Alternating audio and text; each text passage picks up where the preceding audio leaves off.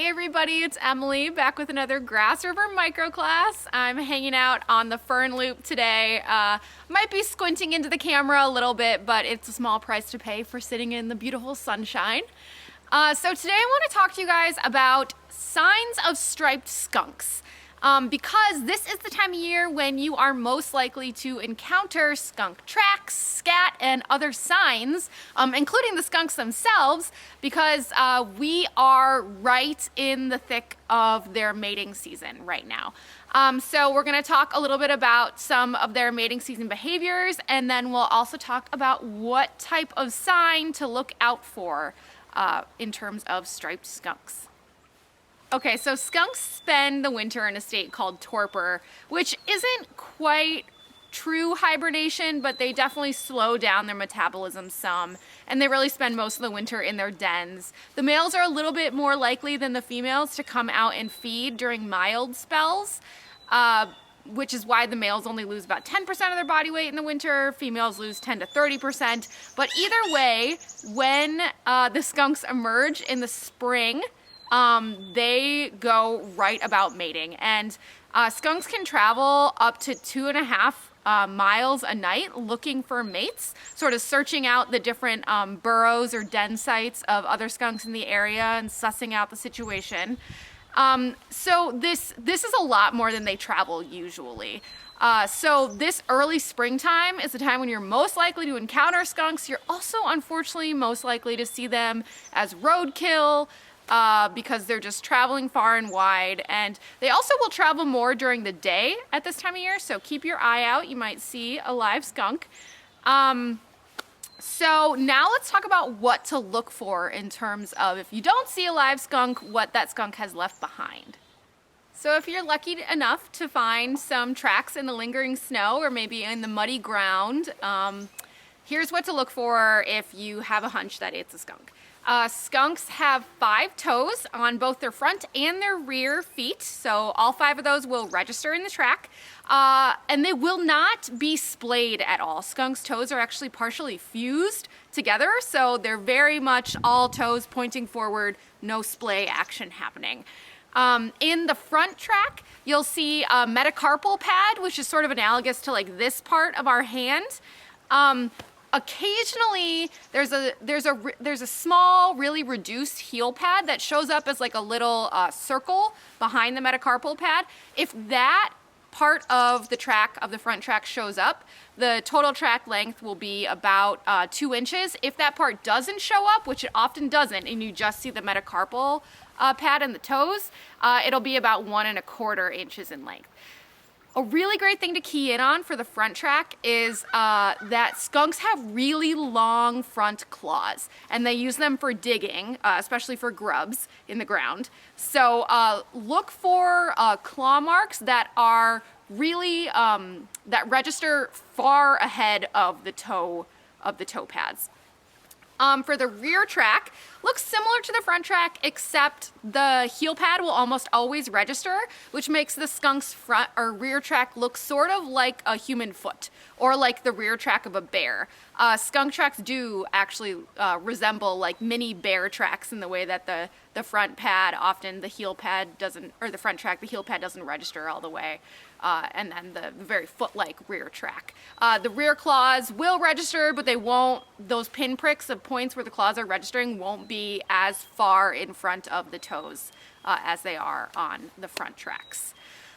The gait of skunks, so it's important to be able to recognize not just what the individual tracks look like, but also how they're patterned, how they're laid out in the trail. Skunks will walk in just a direct register walk, meaning that their front feet, where the front feet lift up, the rear feet go exactly right in those holes. So it makes a pattern just like a human walking, just like the animal only has 2 feet.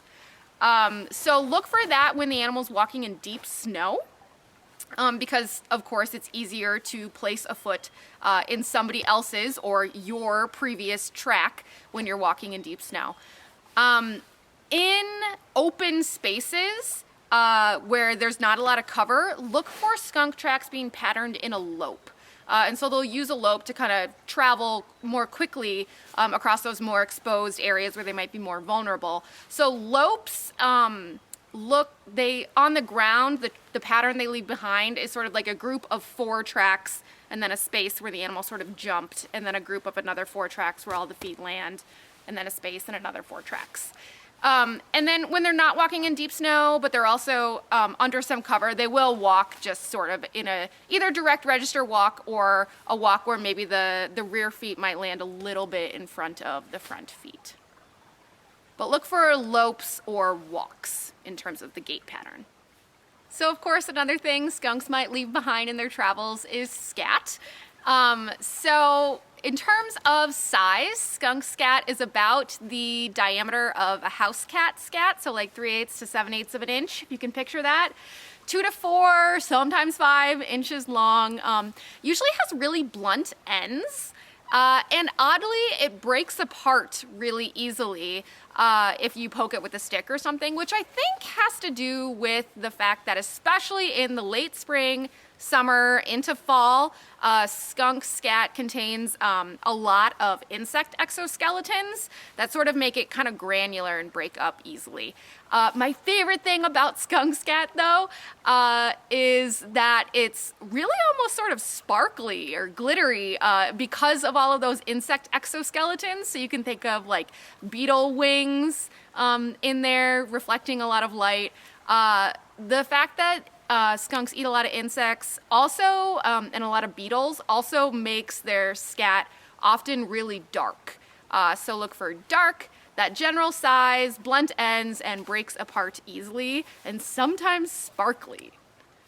2 more skunk signs to be aware of are they often leave little holes where they have dug for grubs in lawns. So this is more typical, you know, in a couple weeks once we get more into spring and the ground thaws out a little bit more, but you can start to look for conical, so like funnel-shaped holes, usually about 3 to 4 inches in diameter. That's a sign that the skunk is using its long claws to dig for grubs. Lastly, it's not something you look for, but obviously a skunk's odor can indicate that it is nearby. It can travel about half a mile away though, so keep that in mind. And also keep in mind that there is another offender that makes that can create a very similar stench at this time of year especially, and that is the red fox. Red fox urine smells a lot like skunk.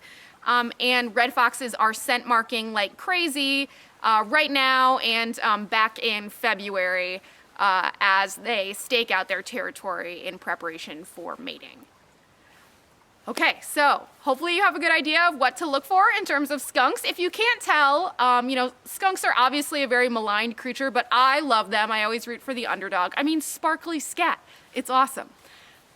So let me know if you have any other questions. Otherwise, thanks for tuning in, and I will see you guys soon. Bye.